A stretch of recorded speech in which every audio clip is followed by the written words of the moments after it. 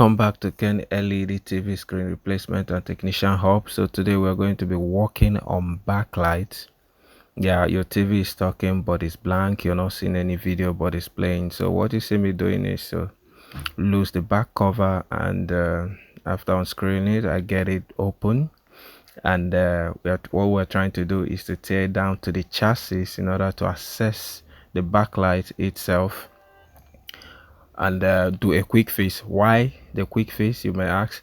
The reason is because the owner didn't have enough money to get a brand new backlight. So what we do is to just lose it, get off the front plastic bracket that protects the chip, and then from there we further move it, unclip the front, and then get down to the backlight itself, and then uh, look for the one that is dead and get it fixed.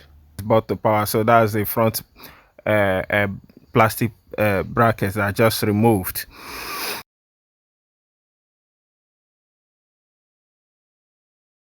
Then we proceed to disconnecting the T-con board from the panel.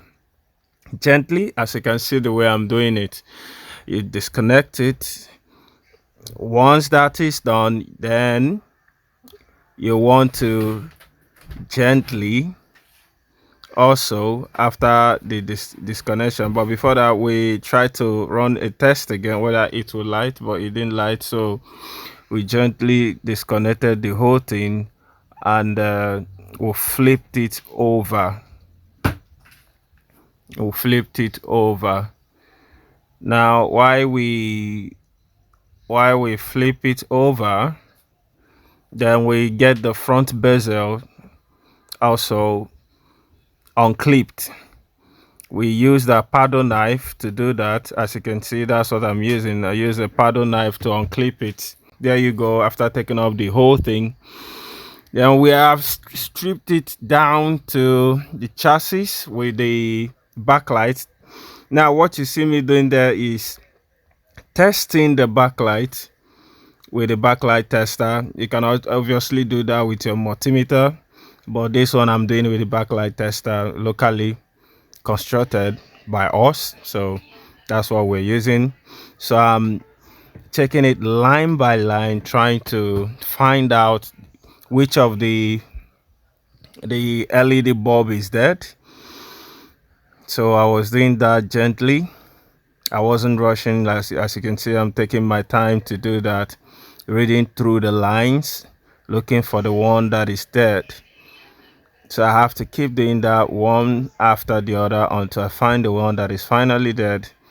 Then once I found it, then I will proceed to the next step. Yeah, I'm just taking my time doing that, making sure I'm not skipping anything at all, making sure I'm getting into the best one. Yeah, that's what I'm doing right there. So I'm taking my time, going through it, taking my time, going through it, taking my time, going through it, taking my time. Then after I found the one, I removed it, and then the next thing is to bridge it. Yeah, the person that had the TV, he didn't actually have enough resources. By that I mean the wherewithal, that's the cash, to acquire a new backlight. So what I did was to do a quick fix, and that quick fix requires using a LED, yeah, with what you see me using there. So I hit it. I basically melt the and cover the surface of the one that is dead. Then after that, I got the TV fixed back, as you can see from there. Yeah, but obviously the best way to do the best practice will be you replacing the whole stuff, because that quick fix, it will only last for a while, then it's going to die. It will last for a while. After that time, it's going to die. So bridging it is not the best answer anyway, but it's just a quick fix, like I said. So I've done that, and I'm trying to assemble the whole thing back, but before then I have to test it again, which is what you see me do. I get the wire, plug in the power cable, light it, the whole thing lighted, as you can see. So I'm trying to fix assemble it back now. Yeah, that's what I'm doing, gently, slowly, not rushing anything. Yeah, that's what I'm doing right there. So I'm assembling it back, making sure everything is in order.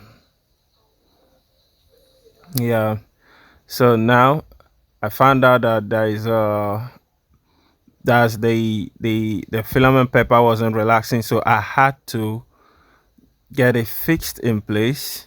And then the plastic itself wasn't that clean, but before then I had to put in the stand so that it won't cast a shadow, so that the bulb won't be showing after the whole thing is fixed. So after I fixed that, the next thing was to bring in part of the filament. It's not just one thing, it's not just the backlight. Obviously you have the backlight, you have the plastic and the fumes all together. Those are what constitute the filament. Those are the components I just listed. So now I lower the plastic first. It's usually white in color, as you can see there. Yeah, then the light will have to reflect through it, showing that the outer part. Yes, so that is me trying to arrange it, make sure it's not casting a shadow. You don't want any kind of shadow casting behind. It's going to look dim when a picture appears. So you take your time, you don't rush, you do a neat job.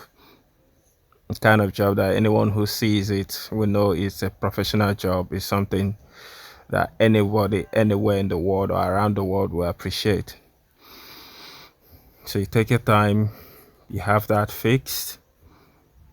So since it's not fixed yet, I have to make sure it is done, even though it was a low budget work that I did that place, because the owner didn't obviously have the money to settle so that much. If not, what was required, like I said earlier, was to get a brand new backlight, get rid of the old one, then fixing the entire new one. But he didn't have that, looking at the economy currently, so I have to do a quick fix.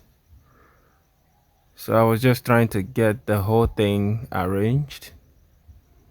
As soon as I got that in place, you see me assemble the whole thing again. Yeah, I was done with that. Now I have to lower the screen back in place. So as soon as I get the screen placed carefully without rushing, then I have to put the front bezel. Once I put the front bezel, the next thing was to make sure it's properly clipped. Make sure it's properly clipped.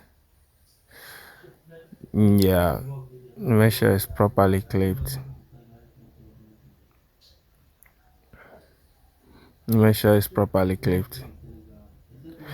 So you want to take your time and do that. You don't want to rush it.